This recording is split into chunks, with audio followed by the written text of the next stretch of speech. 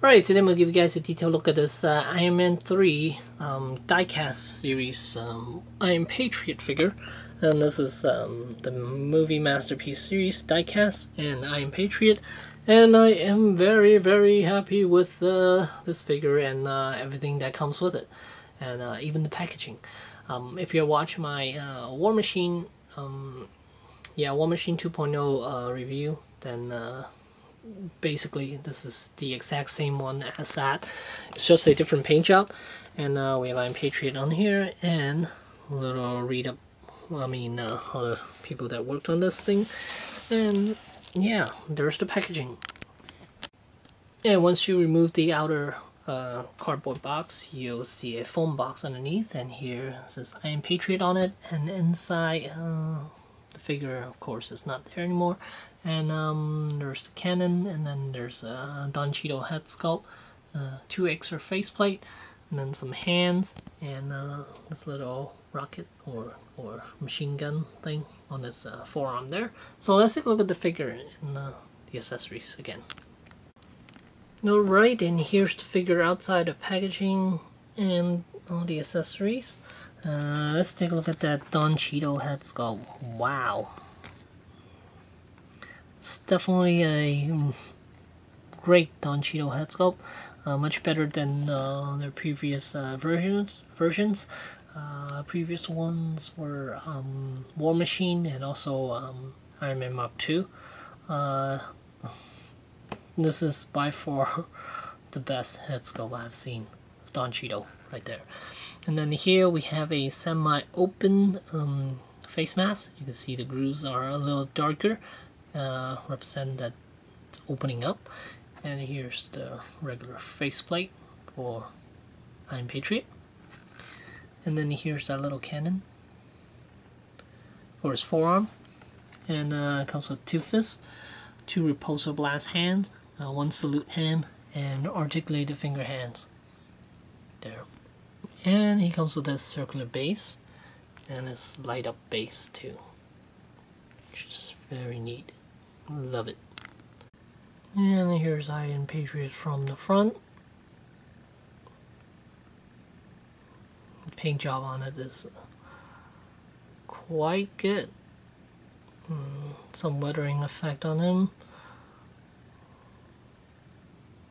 Wish they would have done it without the weathering.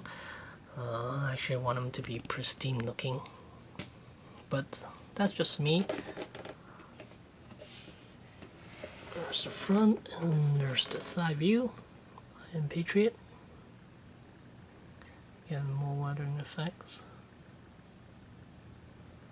on his armor, and very patriotic. See the red, white, and blue all over him. And there's the other side. This is just a straight up repaint of the War Machine. If you already have the War Machine, then this is exactly the same. Or if you just, or if you have this one and you're considering about War Machine, again, that is exactly the same as this one. And but this one comes with a Don Cheadle head sculpt and an extra faceplate, I believe. That's the only difference between the two. Let's get closer to close. See if we can zoom in a little bit. There we go. Nicely done. Here's this Lieutenant James Rhodes. The FFAF-04-445. Again, this is the diecast series. Some pieces are diecast and some are not. Let's see if I can point them out to you. The head, nothing's diecast. The chest, the front area, that's all diecast. Here, this section right here is not. Same with the other side. And then the shoulder pads diecast. Forearm is diecast. The bicep is diecast. And I don't believe any of these are diecast material. Yeah, no, nothing's diecast there. On the joint here is diecast though. And then abdominal die casts. Here, these are just plastic, and they're removable hinges, so you could give them articulation. This panel can move up, this can move out. And as for the legs, that's plastic. This front panel, this whole leg, the thigh is die cast. Shins, the knee pads, plastic. The shin, that's die cast. And the foot, all plastic. And same with the Iron Patriot. Same with the War Machine. I took the screw out. That's why it's missing right there. And batteries, they come separately, so you have to put them yourself. That's kind of nice. And then you just have to flip this switch over. Let's see if I could do it. One hand. There you go. Oh, lights on his eyes. And then the chest. There's a switch on the back. Here you need to remove this die-cast panel from his back, which is right here. So it's right there. And then here there's a switch.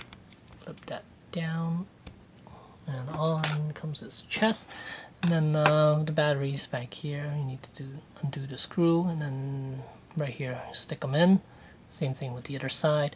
And to turn on, for this hand, you would have to remove this piece. Here, once you remove that piece from this arm, there's a little switch right there, I believe it's over there. Let's see if I can pop it down. There you go. And there's his hand lit up. And on the side, you would need to remove this panel right here, which you could replace it with that. And once you remove that panel, you can see that on-off switch right there. And here we have a War Machine all lit up. Got the eyes, the chest is so bright, all you see is white. And the hands, there and there. And I took the liberty of giving him that machine gun hand right there. The forearm thing. And here we are, the Don Cheeto head sculpt on the body itself.